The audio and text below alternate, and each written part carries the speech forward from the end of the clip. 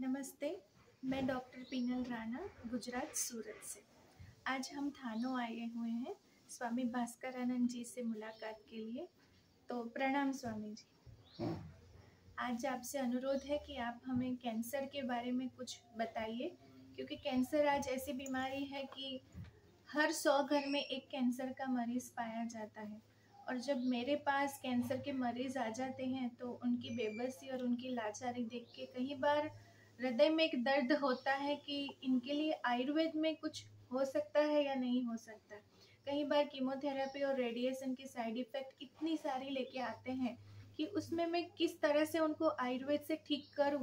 तो कई बार मैं बहुत असमंजस में पड़ जाती हूँ कि उनको किस तरह से आयुर्वेद के मोड पे लाया जाए और कीमोथेरेपी रेडिएशन के साइड इफेक्ट से बचाया जाए। तो आपसे अनुरोध है कि आप इस बारे में कुछ हमें लाभ दीजिए।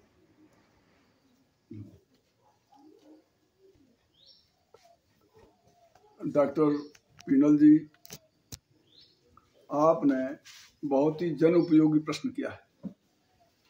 इससे सभी लोग लाभान्वित होंगे। निश्चय ही आज भारतवर्ष में कैंसर के मरीजों की बहुत तादाद हो गई है। उसका कारण आप जानते ही हैं, पॉल्यूशन, केमिकल्स का प्रयोग और ये जो गाड़ियों का जो प्रचलन ज़्यादा हो गया है, इसका जो धुआं है, इसमें बहुत से विषैली तत्व जो है वो फेफड़ों में जाते हैं। और अन्नों में जो यूरिया है, डाइअमोनियम फॉस्फेट है, इस तरह के बहुत से खाद्य पदार्थ उसमें किए जाते हैं और लोग ऑर्गेनिक खेती को भूल चुके हैं। तो इस तरह से जो सब्जियां हैं उन पर जो पेस्टिसाइड का और पॉइजन्स का स्प्रे होता है, कीटनाशक दवाओं का प्रयोग होता है, वो भी किंचित उनकी जो ऊपर की स्किन है उसके माध्यम से अंदर चले जाते हैं। आप धो भी लें तो भी उसकी कुछ मात्रा अंदर रह जाती है। बहुत से लोग तो ऐसे हैं कि उसमें टॉक्सिन्स और इंजेक्ट करते हैं। आप दूध लें तो उसमें जानवरों को इंजेक्ट करते हैं। इसके अलावा वो भूसा तो वही खाती है जो केमिकल का है। फसलों में भी यूरिया लगाते हैं। तो उनको भी ये केमिकल भोजन ही खिलाया जा रहा है। इसके अलावा जैसे सब्जी फल हैं, आप इनका उपचार भी करें, इसके बावजूद पॉइजन रह जाता है। फिर भी हर स्तर पर सावधानी बरती जाए तो इनसे कुछ हद तक बचा जा सकता है। जैसे अन्नों में आप उन अन्नों का प्रयोग ज्यादा करें जिनमें खाद का प्रयोग कम होता है। जैसे उदाहरण के लिए आप चना में केमिकल्स नहीं लगाए जाते। जौ में भी कम से कम वो इस्तेमाल करते हैं। बाजरा, ज्वार, मक्का में भी कम प्रयोग करते हैं। गेहूं में तो बहुत अधिक हो गया है और गेहूं में वैसे भी ग्लूटेन होता है जिसे पचाने में दिक्कत होती है। सब्जियों को जब आप इस्तेमाल करें तो उसको अच्छी तरह भली प्रकार धो लें और पोटेशियम परमैंगनेट के मेनोफो जो लाल दवा होती है उसमें उसे उसके घोल में डुबो दें। शाम को डुबो दें, सुबह उसको इस्तेमाल करें, सुबह डुबो के शाम को इस्तेमाल करें, तो वो एंटीडोट है पॉइजन का। इसके अलावा फलों पर भी लोग एक लेयर चला देते हैं केमिकल्स की, तो उसे अच्छी तरह से रगड़ के साफ करें। अब रहा दूध का मामला, दूध देसी गाय का लें। ये जो गाय हैं, जो जर्सी गाय हैं, होलिस्टिक गाय हैं, फ्रीजन हैं, ये वास्तवतः मैं तो इन्हें गाय मानता ही नहीं। ये हाइब्रिड्स हैं। ये विभिन्न जानवरों के आपस में हाइब्रिड है। जैसे कोई कहता है कि सुअर का और नीलगाय का है, जो भी हो, हाइब्रिड है, ये वास्तव में गाय नहीं। तो इनका दूध निश्चित ही टॉक्सिक है और लाभदायी भी नहीं। जहां जहां से ये जिन देशों से ये आई हैं उन देशों में इनका कोई दूध नहीं पीता, तो इनका दूध पीने योग्य नहीं है। न इनका घी इस्तेमाल करने योग्य है, न इनका पाउडर इस्तेमाल करने योग्य है। ये विदेशों में दूध के लिए नहीं, मीट के लिए पाली जाती है। तो दूध सिर्फ गाय, देसी गाय का, अथवा फिर अगर वो उपलब्ध न हो तो इनसे अच्छा है भैंस का दूध आप ले सकते हैं। भोजन में आप ये प्रयोग करें, सब्जियों को इस तरह इस्तेमाल करें, फलों को इस तरह इस्तेमाल करें। पानी का प्रदूषण के लिए आप जो पारंपरिक विधि है, आपने पहले छोटी क्लासेस में पढ़ी होगी, घड़े के ऊपर घड़ा और उसमें किसी में बालू रख दी, किसी में कोयला रख दिया, है ना, और उसमें वो लगा दी, वो नीचे सुराख करके कपड़ा लगा दिया, उससे धीरे धीरे टपक के छन के चूना छन के तब वो पानी प्योर हो जाता था। वो भी अच्छा है। इसके अलावा आप और एक अच्छी विधि है कि फिटकरी लें, एक बड़े भगोने में आप पानी लें और उसमें 3-4 बार उसके डेले को, फिटकरी के डेले को घुमा दें और घुमाने के बाद उसे गर्म कर दें पानी को, और गर्म करके ठंडा कर दें, उसे निथाल लें, तो आप देखेंगे बहुत गंदगी, ढेर सारी गंदगी आपको नीचे बैठी मिलेगी। अब इस पानी को ऊपर से निथार के आप इस्तेमाल कर सकते हैं। इसको बॉईल नहीं करना है, बॉईल कर सकते हैं आप, बॉईल करके ठंडा कर लो, ठीक है। तो वो पानी आपके इस आरओ और इन सभी जो आजकल मशीनरी चल रही है इससे ज्यादा अच्छा है। लेकिन ध्यान ये रहे कि बहुत ज्यादा फिटकरी न घोलें, बस 2-3 बार 2 बार घुमाना है बस, मात्र जो घुमाया भगोना में 2 बार और उठा के रख लिया, ज्यादा नहीं करना है, क्योंकि उसके जाने से फिर एल्युमिनियम भी जा सकती है। हालांकि एल्युमिनियम घुलती नहीं है, एल्युमिनियम जो है वो नीचे बैठ जाती है और जो भी इम्प्योरिटीज हैं उनको वो बैठा देती है नीचे। तो इस तरह से इस पानी का आप इस्तेमाल कर सकते हैं। दूध का बता दिया आपको, सब्जियों का बता दिया, खाने का बता दिया। इस तरह से ये तो आप सावधानी रखें। अब आता है औषधियों का। औषधियों के लिए हर तरह की औषधियां हैं, गरीब आदमी के लिए भी है और बड़े आदमियों के लिए भी, धनाढ़ लोगों के लिए भी है। जैसा कि डॉक्टर साहब ने कहा कि कीमोथेरेपी, रेडिएशन, सर्जरी, ठीक है, इससे तात्कालिक राहत मिल जाती है। लेकिन मान लिया कि हम किसी पेड़ को खत्म करना चाहते हैं, तो उसे खत्म करने के लिए आप उसको जड़ से काट दोगे तो खत्म हो जाएगा। अगर उसके फल फूल या डाल या पत्ते काटे तो उससे वो खत्म नहीं हो जाता। सर्जरी वही है कि टेम्परेरीली उसको हम उसकी डाल काट देते हैं, लेकिन कुछ समय बाद वो पुनः आ जाता है। इसलिए मेरा ये सबमिशन है लोगों को कि जो लोग भी मजबूरीवश या अज्ञानतावश सर्जरी करा लेते हैं, उन्हें उसके बाद आयुर्वेदिक औषधियों का सेवन करना चाहिए, ताकि जो विषाणु उसमें रह गए हैं उनका सर्वनाश हो जाए और वो उसका शुद्धिकरण हो जाए, उसका ब्लड प्योर हो जाए, उसके मांस धातुगत जो भी विषाणु हैं वो नष्ट हो जाए और वो ठीक हो जाए। एक बात। अब गरीब लोगों के लिए कैसे उपचार किया जाए? मेरे पास बहुत कैंसर के मरीज आते हैं और उसमें बहुत से तो मुझे मुफ्त ही दवा देनी पड़ती है और कम से कम 20,000 रुपये महीने की दवा इसमें लगती है। अगर ढंग से बनाई जाए उससे निश्चित ही ये ठीक हो जाता है, लेकिन हर आदमी इसको अफोर्ड नहीं कर सकता। उनके लिए मेरी ये राय है कि वो गेहूं और दालें छोड़ दें। गेहूं और दाल क्यों छोड़ दें? वो इसलिए छोड़ दें कि कैंसर का जो भोजन है, डाइट है, वो है प्रोटीन। और एलोपैथी में लोग यही गलती करते हैं, कीमो देने के बाद जब उसको कमजोरी दिखाई देती है तो प्रोटीन सप्लीमेंट्स के लिए सजेस्ट कर देते हैं या दे देते हैं, उससे वो फिर पुनः बढ़ने लगता है। तो अगर हम उसको कैंसर को भूखा मार दें, यानी उसको डाइट न दें, तो कुछ समय पश्चात अपने आप ही शांत हो जाएगा। तो पहली चीज है कि आप उसे गेहूं और दालें बंद करें। और वैसे तो प्रोटीन बहुत चीजों में है, लेकिन इसमें ज्यादा है और ये प्रोटीन प्रदूषित है जो उसमें सहायता करती है कैंसर के बढ़ने में। आप इसकी जगह पर जौ और चना का सेवन कर सकते हैं, वो भी अल्प मात्रा में। आप इस बात को ध्यान रखें कि हमें कम से कम प्रोटीन दी जाए उसके शरीर को चलाने के लिए, मरीज को। इसके लिए जो बादाम की प्रोटीन है ये बहुत अच्छी है, ये नुकसान नहीं करती, तो आप उसे बादाम का सेवन करा दें।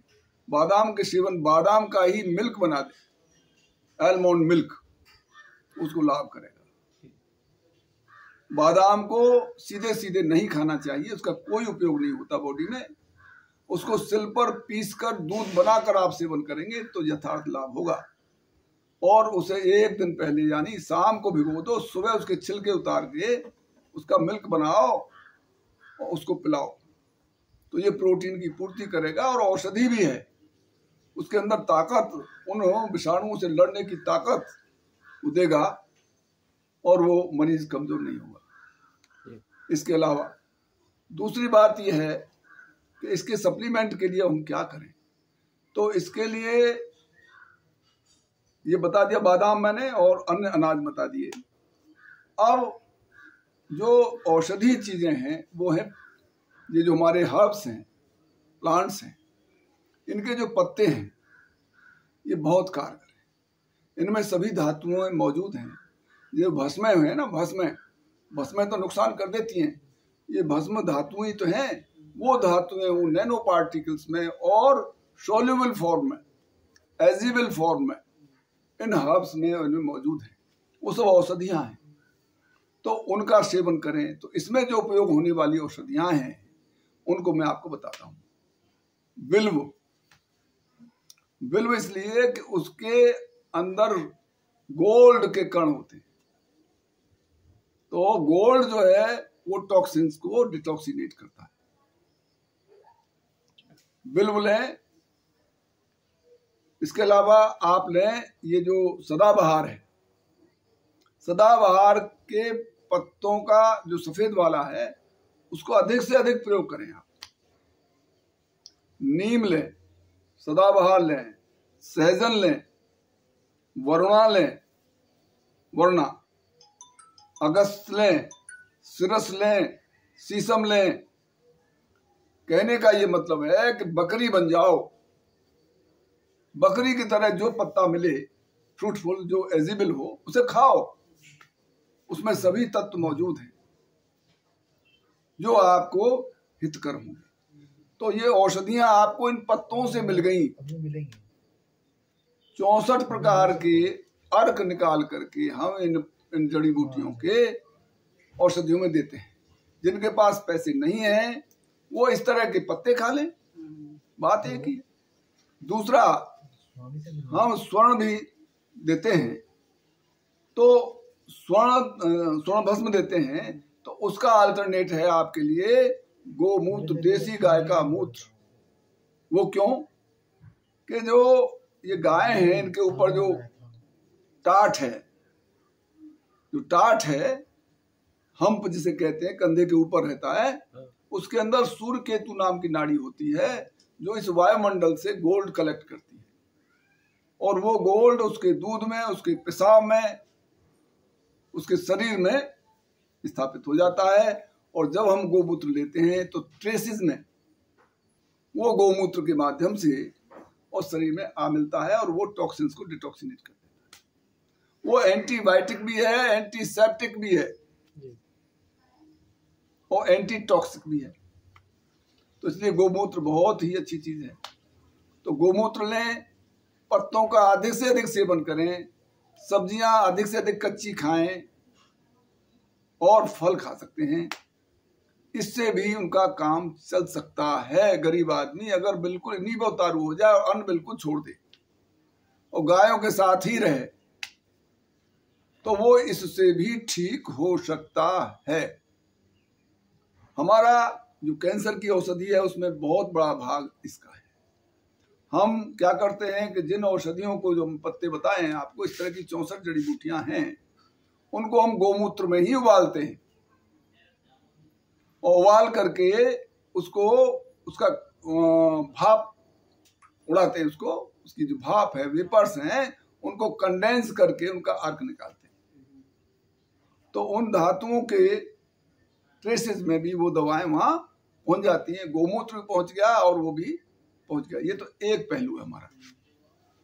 अब जो लोग पैसे खर्च कर सकते हैं उनके लिए आप पारे में जाइए।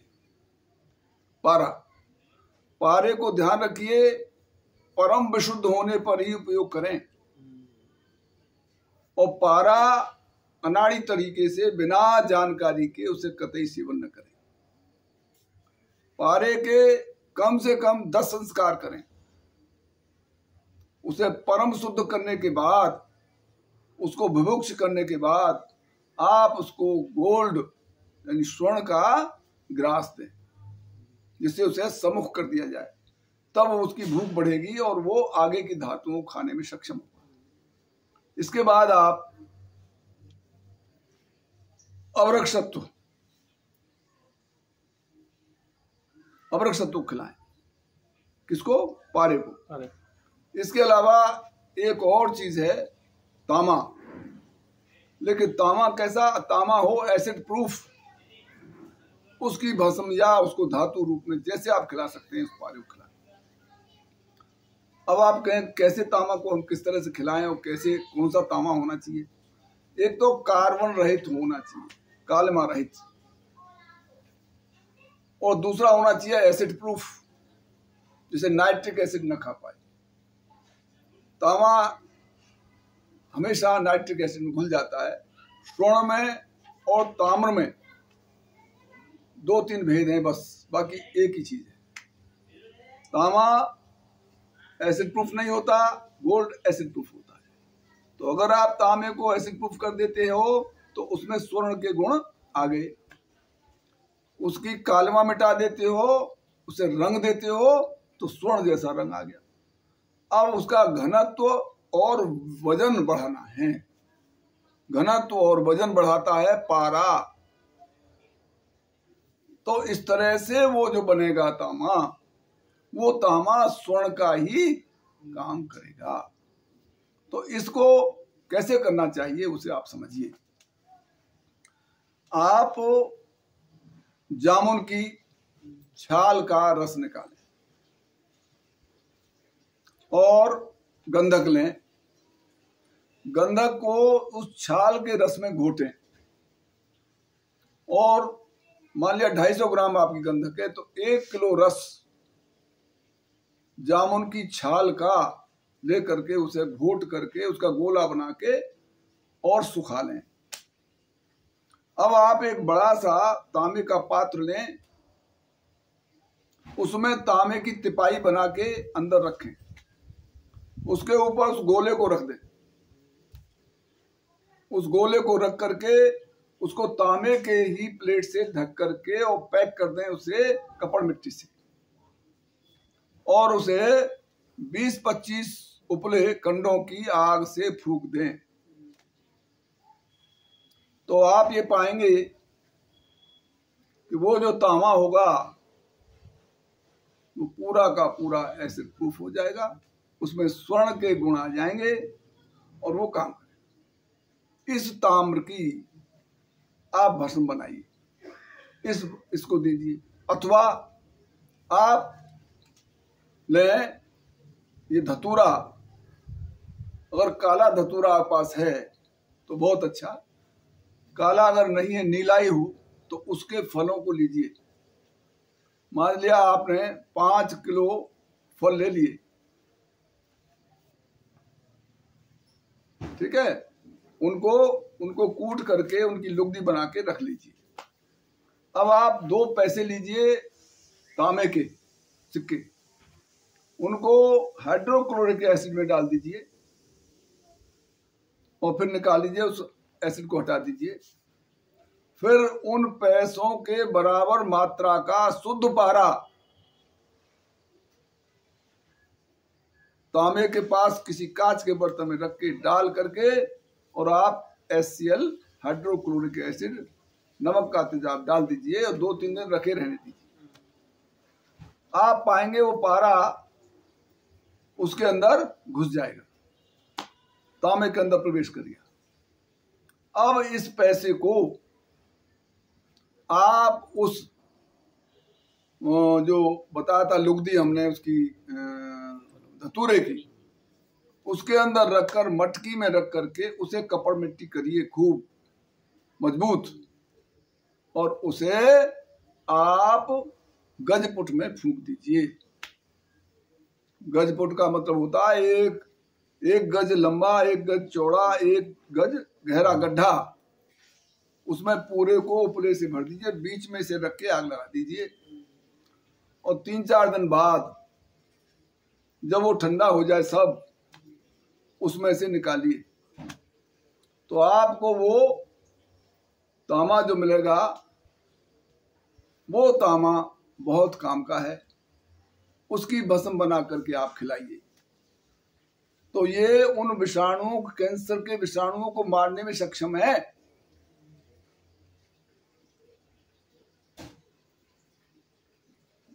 एक ये जो है इसकी भस्म बना करके हम पारे को खिलाते हैं। अब इस तरह का तांबा और स्वर्ण और अभ्रक सत्व खिलाने के बाद पारे के बराबर सोना खिलाना है और पारे से 2 गुना अभ्रक सत्व खिलाना है और पारे से दूना हमें वो तांबा खिलाना है। इसके बाद उसको, उस पारे को हमें मारना है, यानी उसकी भस्म बनानी। इस भस्म की थोड़ी सी मात्रा, कितनी, सरसों के दाने अथवा आधा चावल के बराबर, काय में, पान के रस में अथवा मलाई में अथवा मक्खन में उसे खिलाना है मरीज को। ये संपूर्ण विषाणुओं को मार देगा, उसमें स्ट्रेंथ वापस ला देगा और गारंटी के साथ ये कैंसर का उपचार करेगा। कैंसर छोड़िए, दुनिया का कोई रोग ऐसा नहीं है जिस रोग को ये खत्म न करे। ये कायाकल्प करने में सक्षम है। तो इस औषधि का प्रयोग करने से कैंसर निश्चित रूप से ठीक होगा। इसके अलावा और सहयोगी औषधियां, जिसमें चास्को, कचूर, रसौत, त्रिफला, ताम्र भस्म, त्रिभंग भस्म और पारा और गंधक, पारा गंधक की कजली बनाकर और इन भस्मों के साथ घोटने के बाद इन सब चूर्ण को इसमें मिला दो। पहले उसकी कजली बना करके आप उसकी सिंगरफ बना लो, उस सिंगरफ को इसके साथ घोटो, इस चूर्ण के साथ, और तब उसे दो। ये तीसरी औषधि। और चौथी औषधि ये है कि चंद्र प्रभावटी बनाइए। चंद्र प्रभावटी के जो घटक हैं किताब में पढ़ लीजिए।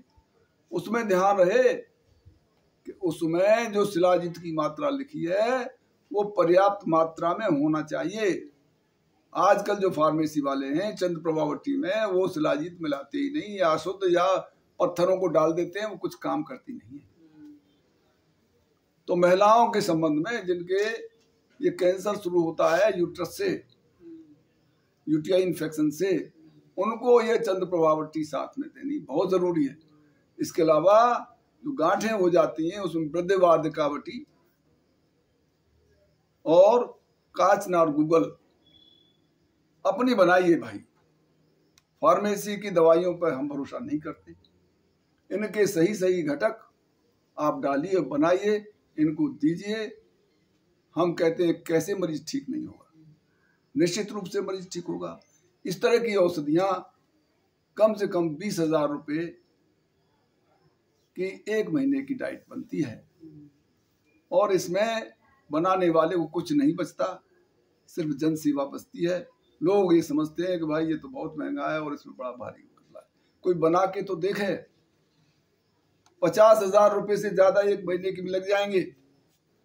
लेकिन चूंकि जो वैद्य होशियार हैं, जानते हैं, रसायन के जानकार हैं, वो इस क्रिया को करते रहते हैं, तो उन्हें सब कहाँ से क्या सामान मिलता है उसको उस हिसाब से लाके उसे बना लेते हैं, सस्ता कर लेते हैं। तो इस तरह इन औषधियों का प्रयोग करने से निश्चित रूप